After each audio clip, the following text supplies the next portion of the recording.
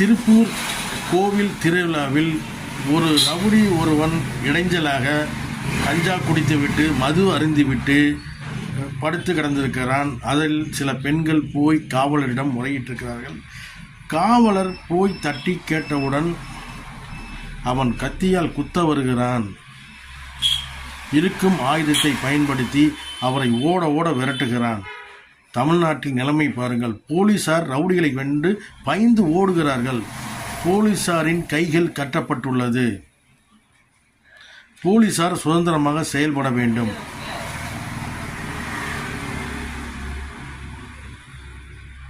கஞ்சா மது போதையில் என்ன செய்கிறோம் என்று கூட தெரியாமல் அவன் அந்த காவலரை விரட்டி குத்த பார்க்கிறான்.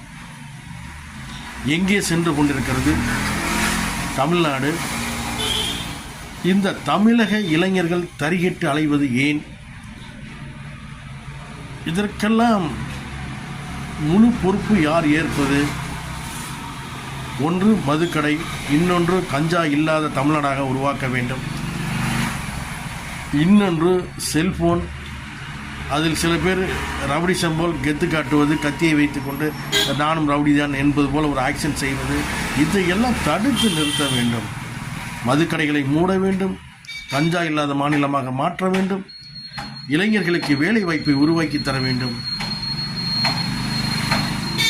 அவர்கள் வேலையில் இருந்தால் இதெல்லாம் யோசிக்க மாட்டார்கள்.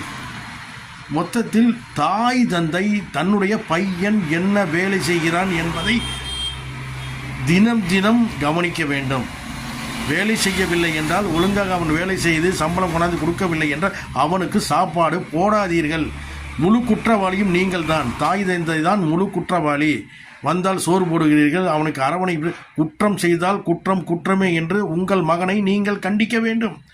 கண்டிக்க தவறினால் இப்படித்தான் நடக்கும். காவலரையே ஒரு கத்தி எடுத்து குத்த பாய்கிறான் என்றால் சட்டம் ஒழுங்கை இரும்பு கரம் கொண்டு ஒடுக்க வேண்டும் தமிழக அரசு. வேடிக்கை பார்த்து கொண்டிருக்கக்கூடாது. பல பிரச்சனைகளில் நீதிபதிகள் சரியான உத்தரவை பிறப்பிக்க வேண்டும். கடும் தண்டனை வழங்க வேண்டும். இதில் சமரசம் இருக்கக்கூடாது. நீதிபதிகள் கருணை காட்டக்கூடாது.